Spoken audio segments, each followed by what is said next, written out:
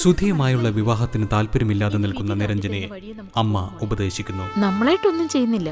സുധി അർച്ചനയുടെ കഴുത്തിൽ താലി കെട്ടിയിട്ടുണ്ടെന്ന് നടരാജനോട് പറയുന്ന ശബരി തനിക്കൊരു അമ്മയാകാനുള്ള കഴിവില്ല എന്ന് നിരഞ്ജന സുധിയോട് പറയുന്നു.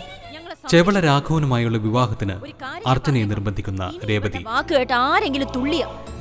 ജീവനുണ്ടെങ്കിൽ തന്റെ കഴുത്തിൽ താലി കെട്ടാൻ ആരെയും അനുവദിക്കില്ല എന്ന് അർച്ചനയെ പെണ്ണു കാണാനായി ചെവള രാഘവനെത്തുന്നു. ചെവള രാഘവന് അർച്ചനയെ ഇഷ്ടമാകുന്നു. എത്രയും പെട്ടെന്ന് വിവാഹം നടത്തണമെന്ന് ചെവള രാഘവൻ. അർച്ചനയുടെ കാര്യത്തിൽ ഒരു ശ്രദ്ധ വേണമെന്ന് രാജപ്പനെ ഓർമ്മിപ്പിക്കുന്ന കാർത്യായനി. വിവാഹത്തിന് നിർബന്ധിക്കരുതെന്ന് രാജപ്പന്റെ കാലുപിടിച്ച് അപേക്ഷിക്കുന്ന അർച്ചന തനിക്ക് വേണ്ടി കാത്തിരിക്കുമെന്ന വിശ്വാസത്തിൽ സുധിക്ക് സുഖമില്ല എന്ന് കള്ളം പറഞ്ഞ് പെണ്ണു കാണൽ ചടങ്ങ് മാറ്റിവെക്കാമെന്ന് ഉണ്ണിത്താനോട് പറയുന്ന നടരാജൻ. ഇനിയൊരു വിവാഹത്തിന് നിർബന്ധിക്കരുതെന്ന് നിരഞ്ജന അമ്മയോട് പറയുന്നു.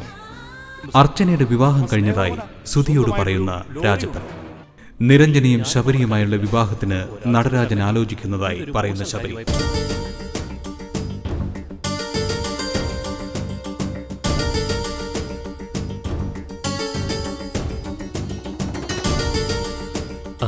നിരഞ്ജനയുടെ കാര്യത്തിൽ ഞാൻ ഇപ്പോഴും ഒരു തീരുമാനം എടുത്തിട്ടില്ല. പക്ഷേ അച്ഛൻ അതിൽ കയറി പിടിമുറുക്കി കഴിഞ്ഞു. നാണം കെടാനാ നടരാജമാമ വീണ്ടും വേഷം കെട്ടി ഇറങ്ങുന്നത്. അതെന്താടാ, നിന്റെ യോഗ്യത എനിക്കില്ലേ? നമുക്ക് ആ വിഷയം വിടാം.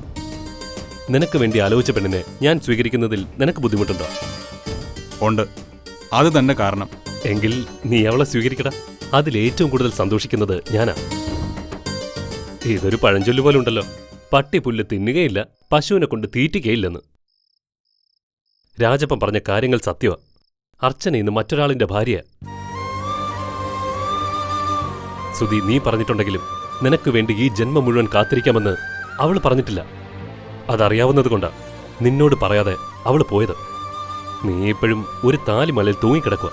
വെങ്കടേഷ് വിളിച്ചായിരുന്നോ? രാവിലെ ഞാൻ അവനെ വിളിച്ചു. അന്വേഷിച്ച് അവനും മടുപ്പായി. മലയാളികൾ ധാരാളമുള്ള സ്ഥലമാത്. ഒരു അന്യസ്ഥലത്ത് ചെന്ന് അന്വേഷിക്കുന്നതിലും ഒരു പരിധിയില്ലേ? രാജപ്പ പറഞ്ഞത് കളവാന്നിരിക്കട്ടെ, അവളെ കണ്ടെത്തിയിട്ട് നമുക്കെന്ത് ചെയ്യാൻ കഴിയും? അവളുടെ സമ്മതമില്ലാതെ തട്ടിക്കൊണ്ടുവരാൻ പറ്റുമോ?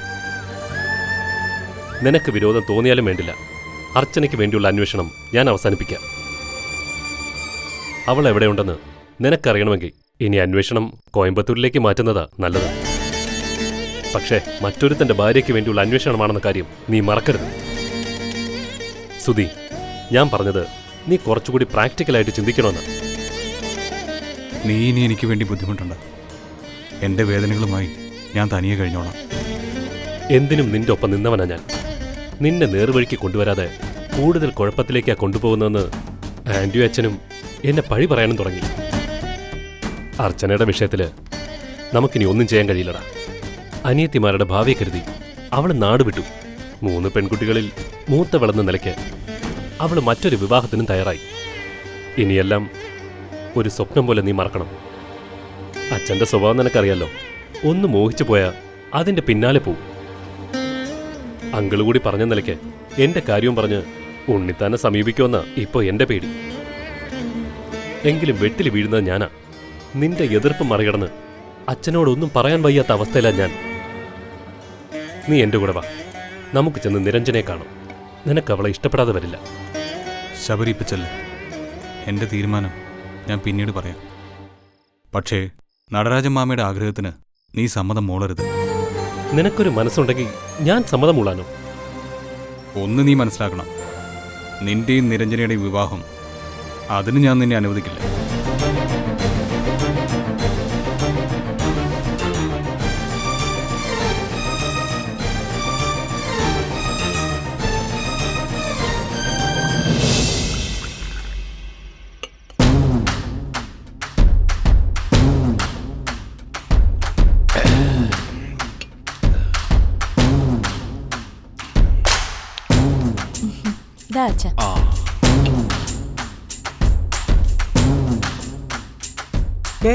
അവള് വന്നു, ഇനി പറ. ഞാനും ഇവന്റെ കൂട്ടുകാരനും കൂടി ഇന്ന് രാഘവന്റെ വീട്ടിൽ പോയി.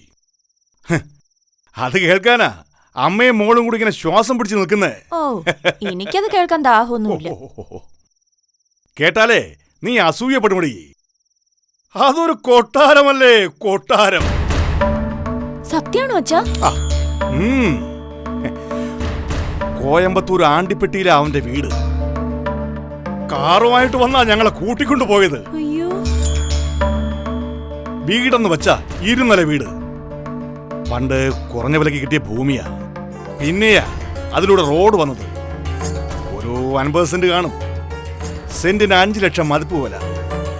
ഒന്ന് കണക്ക് കൂടി നോക്ക്, 2.5 കോടി. എന്റെ ദൈവമേ.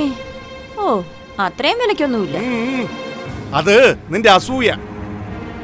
വീട് പണിയാൻ 1.5 കോടി ആയെന്ന അമ്മാവൻ പറഞ്ഞത്.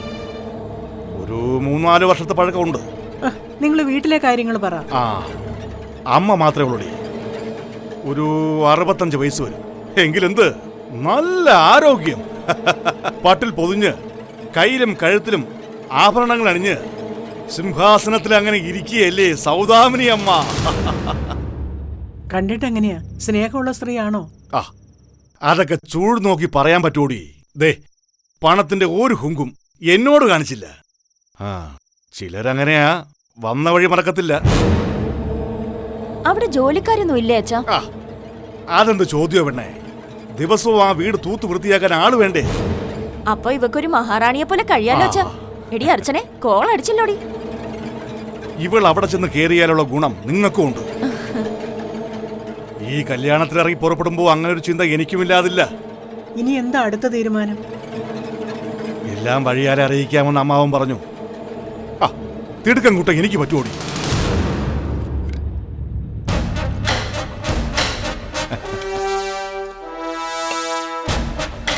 ആ, നീ കുറച്ച് വെള്ളം എടുത്തേടി.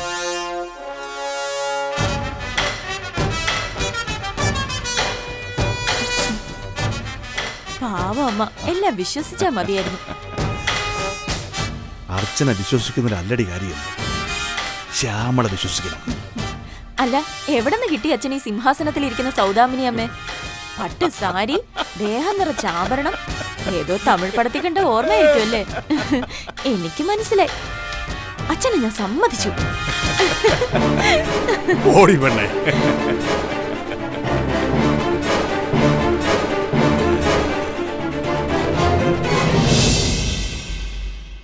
ഞാൻ കേട്ട എന്തെങ്കിലും പറഞ്ഞു, അതാ അങ്ങോട്ട് വരാതിരുന്നത്. ഇനി അടുത്ത കേൾക്കാൻ പോകുന്നത് അച്ചുവേച്ചിയുടെ കല്യാണ തീയതി കുറിച്ച വാർത്തയാവും. ഒന്നിനും അച്ഛൻ ആരോടും ചോദിക്കാൻ നിൽക്കില്ല. അച്ചുവേച്ചിയുടെ മനസ്സിൽ എന്താണെന്ന് എനിക്കിപ്പോഴും മനസ്സിലാവുന്നില്ല. സുധി സാറിനെ വിളിക്കാൻ പറഞ്ഞാൽ കേൾക്കത്തുമില്ല. എടി അമ്പിളി, അങ്ങനെ ഉപദേശിച്ച് കൊടുക്കടി അവക്ക്. എന്റെ നിന്റെ ജീവിതത്തെക്കാൾ വലുതാണോടി നിനക്ക് ഇവളുടെ കാര്യം? പറയടി, നാശം പിടിച്ചവളെ. രേവതി അവളെ ഒന്നും ചെയ്യരുത്. എന്റെ വിഷമം കണ്ട് അവള് പറഞ്ഞു പോയതോ. ഓ, നിനക്ക് എന്ത് വിഷമം അടിയുള്ളത്? ആ SP-യുടെ മോനോടെ പൊറുക്കാൻ പറ്റാത്തതാണോ? അതൊക്കെ ഞാൻ മറന്ന കാര്യങ്ങൾ. രേവതി ഇനി അതെന്നെ ഓർമ്മപ്പെടുത്തണ്ട. ഞങ്ങൾ എങ്ങനെ ഓർക്കാതിരിക്കും? നിന്നെ കൊണ്ട് ഇവിടെ ജീവിക്കുന്ന ഓരോ നിമിഷവും നെഞ്ചിൽ തീയ. ഞങ്ങൾക്ക് ഇങ്ങനെ ഒരു വിധി തന്നിട്ട് അതിന്റെ പേരിൽ എന്തെങ്കിലും ഒരു പശ്ചാത്താപം നിനക്കൊണ്ടോടി? വഴക്കിടാൻ ഞാൻ ഒന്നും പറഞ്ഞില്ലല്ലോ രേവതി. പിന്നെ എന്താ നിന്റെ വിഷമം? പറയടി. നമ്മളെ തേടി വന്ന ഒരു ബന്ധം നിനക്ക് വേണ്ട. അയാൾക്ക് കുറവായിട്ട് എനിക്ക് തോന്നിയത് സൗന്ദര്യമോ?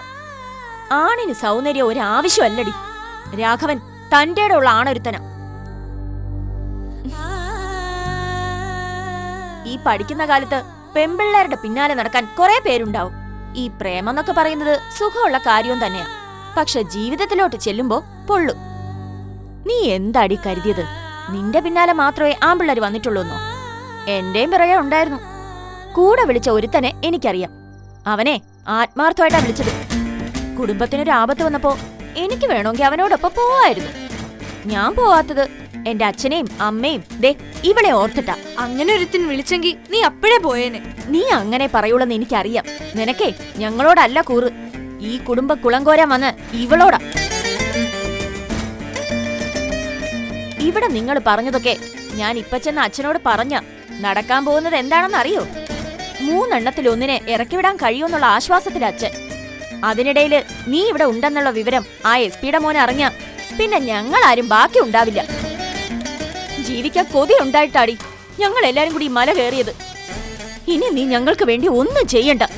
കൊലയ്ക്ക് കൊടുക്കാതിരുന്നാ മാത്രം മതി. നിനക്ക് ഞാൻ വച്ചിട്ടുണ്ടടി. അച്ഛൻ തിരിച്ചു പൊയ്ക്കോട്ടെ. ഓടി.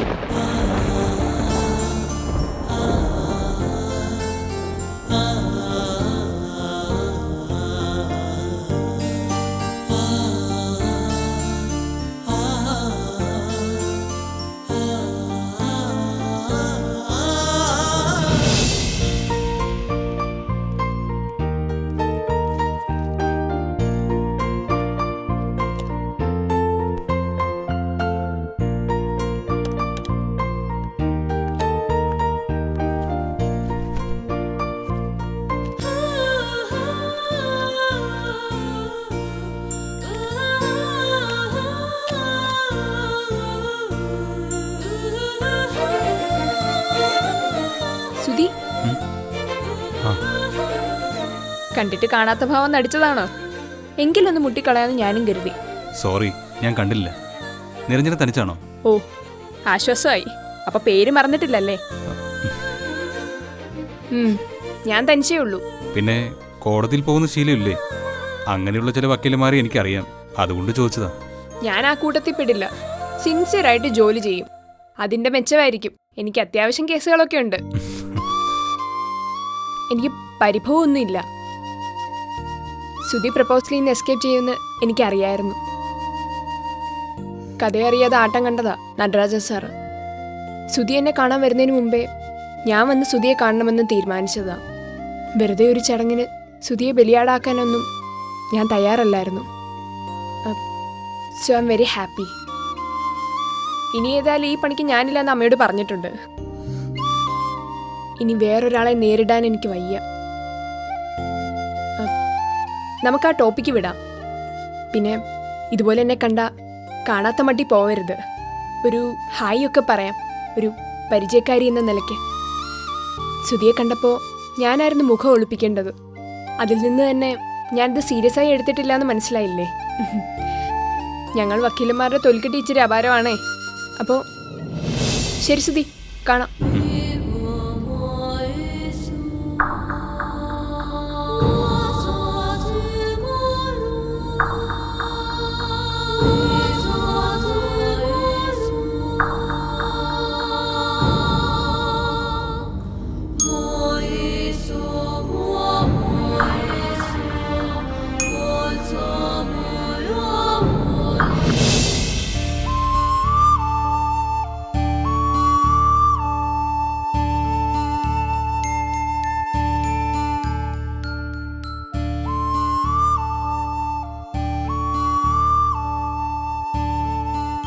നീ ഇങ്ങനെ ഓരോന്ന് ചിന്തിച്ച് അവിടെ ഇവിടെ വന്ന് നിൽക്കുന്ന എന്തിനാ മോളെ?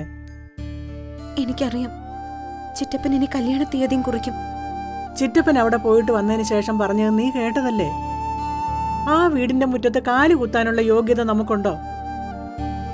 ചിറ്റപ്പൻ പറഞ്ഞ സത്യമാണെന്ന് കുഞ്ഞമ്മ വിശ്വസിക്കുന്നുണ്ടോ? ആ മനുഷ്യൻ എന്തിനു കള്ളം പറയണം? നീ ചെന്ന് കയറേണ്ട വീടല്ലേ? വളരെ താഴേന്ന രാഘവൻ ഈ നിലയിലെത്തിയത്. അതുകൊണ്ടാ ഒരു പെണ്ണെടുക്കുന്നതും അതുപോലെ തന്നെ മതിയെന്ന് വെച്ചത്. നമുക്ക് വന്നത് മഹാഭാഗ്യ മോളെ. വേണമെങ്കിൽ അവന്റെ നിലയ്ക്കും വിലയ്ക്കും ചേർന്ന ഒരു കുടുംബത്തിൽ ചെന്ന് കയറാം. ഈ കല്യാണം നടന്നാൽ നീ മാത്രമല്ല രക്ഷപ്പെടുന്നത്, ഈ കുടുംബം കൂടിയാ. രേവതിക്കൊരു ആലോചന വന്നാ രാഘവൻ മുൻകൈയെടുത്തിറങ്ങും. ചിറ്റപ്പൻ അതിന് പിന്നെ കഷ്ടപ്പെടേണ്ടി വരില്ല. ഈ വീടും പറമ്പും പണയപ്പെടുത്തിയിട്ടാണെങ്കിലും നിന്റെ കല്യാണം നടത്താൻ നോക്കുന്നത് അതുകൊണ്ടാണ്. നീ അതൊന്നും തിരിച്ചറിയാത്തതിന്റെ വിഷമേ എനിക്കുള്ളൂ. രാഘവനെ ആദ്യം കണ്ടപ്പോ എനിക്കും ഒരു ഇഷ്ടക്കേട് തോന്നിയതാ. അറിഞ്ഞു വന്നപ്പോഴല്ലേ ഒരു കുറ്റം അവനില്ലെന്ന് മനസ്സിലായേ. മോളെ, നീ ഇനി എതിരൊന്നും പറയരുത്. ഈ നാട്ടിൽ നിന്ന് പോയി നല്ലൊരു നിലയിൽ ജീവിക്കണമെന്ന് നിനക്ക് ആഗ്രഹമില്ലേ?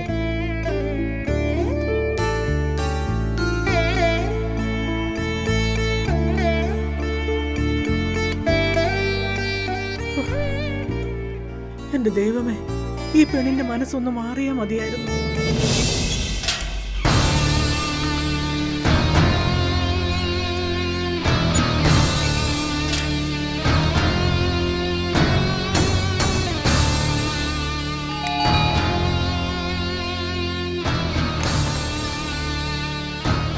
അല്ല, ആരിത്?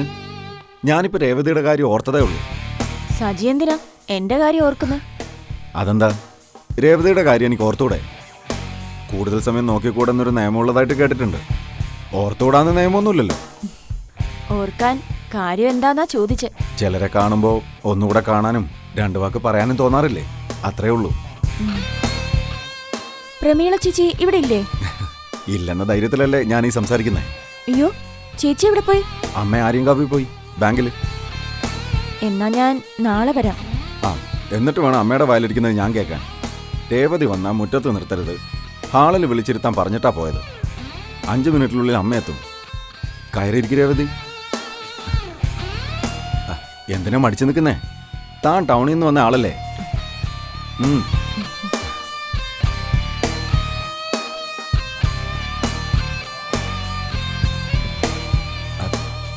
ഈ നാട് മൊത്തം ബോറാ രേവതി. കുറച്ച് നാൾ കഴിയുമ്പോൾ രേവതിക്കും അത് ബോധ്യാവും. നിങ്ങൾ എങ്ങനെ അഡ്ജസ്റ്റ് ചെയ്യുന്നു എനിക്ക് മനസ്സിലാവാത്തത്. അച്ഛൻ ഞങ്ങളോടൊരു വാക്ക് പറയാതെയാ വീട് വാങ്ങിയത്. ഇവിടെ വന്നപ്പോഴല്ലേ അറിയുന്നേ. എന്തു പറയാനാ, പെട്ടുപോയില്ലേ. അച്ഛൻ വേറൊരു വീട് സ്ഥലവും അന്വേഷിക്കുന്നുണ്ട്. ഞങ്ങൾ ഇവിടുന്ന് ഉടനെ പോവും. പ്രമീളേച്ചി പറഞ്ഞു.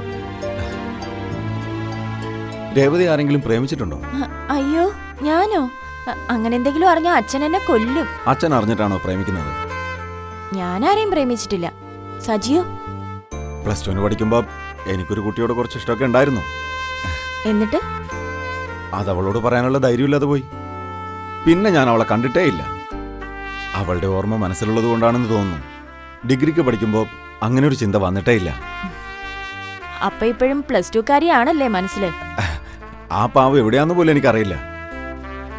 പിന്നെ അതുപോലൊരു മുഖം എനിക്ക് ഓർമ്മ വന്നത് രേവതിയെ കണ്ടപ്പോഴാണ്. അതേ നോട്ടവും ചിരിയും. അയ്യോ, അത്രയും വേണോ? രേവതി വിശ്വസിച്ചിട്ട് എനിക്കൊന്നുമില്ല. നമ്മൾ ഫ്രണ്ട്സ് അല്ലേ? എന്താ അവളുടെ പേര്? രശ്മി എന്നാ. രേവതി അതിന്റെ പിന്നാലെ ഒന്നും പോണ്ടാട്ടോ. അതൊക്കെ കുട്ടിക്കാലത്തൊരു തമാശ. തമാശയാണെങ്കിലും ഇതുവരെ മറക്കാനൊന്നും പറ്റിയില്ലല്ലോ. അതല്ലേ എന്നെ കണ്ടപ്പോ അവളെ ഓർമ്മ വന്നത്. ആ, ഇപ്പൊ രേവതിയുടെ ചോദ്യത്തിനുള്ള ഉത്തരവായില്ലേ? എന്ത് ചോദ്യം? ആ, അത്രയ്ക്ക് മറവിയോ? ഞാൻ രേവതിയുടെ കാര്യം ഓർത്ത കാര്യം പറഞ്ഞില്ലേ? അമ്മ വന്നല്ലോ.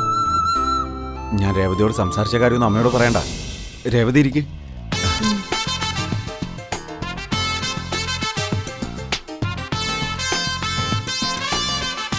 രേവതി വന്നിട്ട് ഒത്തിരി സമയായോ?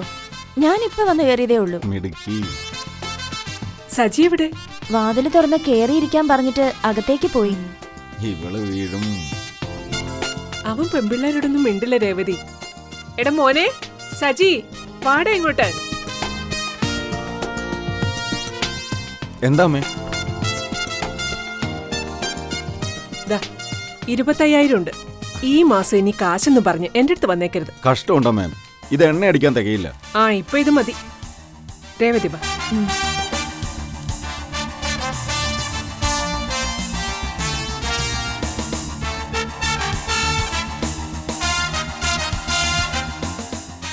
കൊറേ കൂട്ടുകാരുണ്ട് ഇവന്. അവരുടെ ഫോണൊക്കെ റീചാർജ് ചെയ്ത് കൊടുക്കുന്നത് ഇവനാ. കഴിഞ്ഞ മാസമേ അവന്റെ അച്ഛൻ കൊടുത്തുവിട്ട 20,000ന്റെ ഫോണ് ഒരു കൂട്ടുകാരന് സമ്മാനിച്ചു. ചേച്ചി വഴക്കൊന്നും പറഞ്ഞില്ലേ? ഞാനിപ്പോ ഒന്നും പറയില്ല രേവതി. പാവല്ലേ. അമ്മയെന്നും പറഞ്ഞു വന്ന് കെട്ടിപ്പിടിക്കും. ആരെന്ത് ചോദിച്ചാലും കയ്യിലുള്ളതങ്ങ് കൊടുത്തേക്കും. അവന്റെ അച്ഛന്റെ ശീലം അതാ. ഒരു കല്യാണം കഴിക്കുന്നത് വരെയേ ഉള്ളൂ ഈ കൂട്ടുകെട്ട്.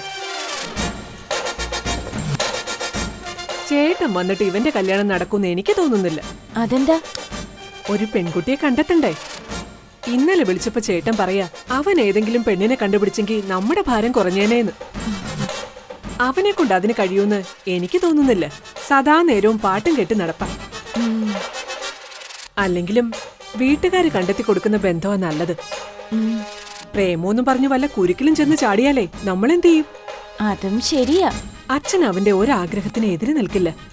എന്തോ കാര്യത്തിന് വേണ്ടി 50,000 രൂപ കൊടുക്കാനാ എന്നോട് പറഞ്ഞത്. ഞാനത് 25 ആക്കി. നമ്മുടെ ഒരു പിടി വേണ്ടേ? അത് വേണം. അയ്യോ, സംസാരിച്ചെന്ന് രേവതിക്ക് ഒരു കപ്പ് ചായ എടുക്കാൻ മറന്നു. ഇന്ന് ബ്ലൗസിന്റെ കഴുത്ത് വെട്ടാൻ പഠിക്കണം. രേവതി ഇരിക്കെ, ഞാൻ ഇപ്പൊ വരാം.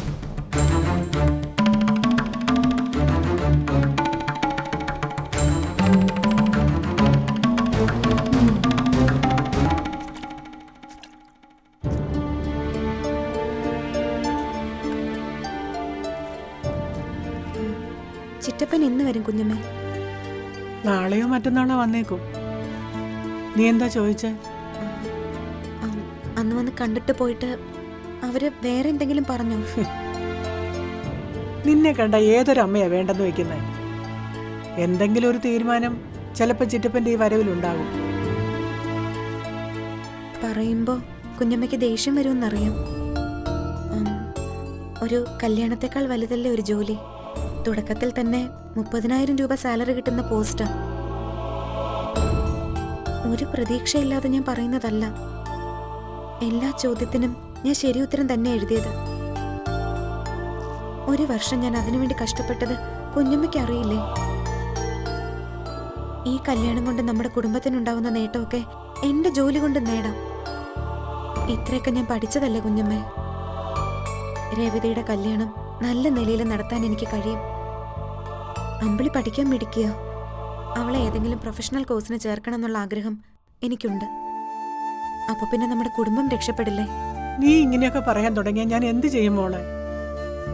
നമ്മൾ ഇങ്ങോട്ട് വരാനുള്ള കാരണം നിന്റെ മനസ്സിൽ എപ്പോഴും വേണം.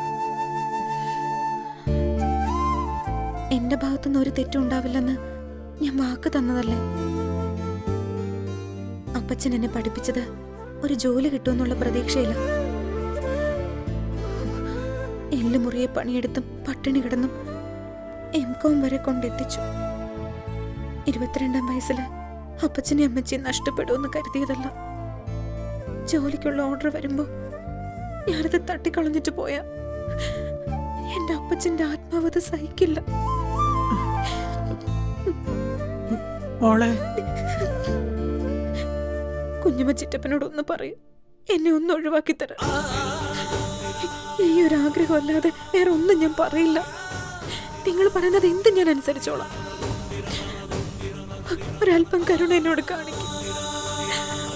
ആർക്കും ഒരു ഭാരമാവാതെ ഞാനിവിടെ ജീവിച്ചോളാം. നീ എന്നോട് ക്ഷമിക്കും മോളെ. നിന്റെ ചിറ്റപ്പന്റെ മുമ്പിൽ ഒച്ച എടുക്കാനുള്ള ശക്തി എനിക്കില്ല. അങ്ങനെ ആയിപ്പോയി എന്റെ ജന്മം.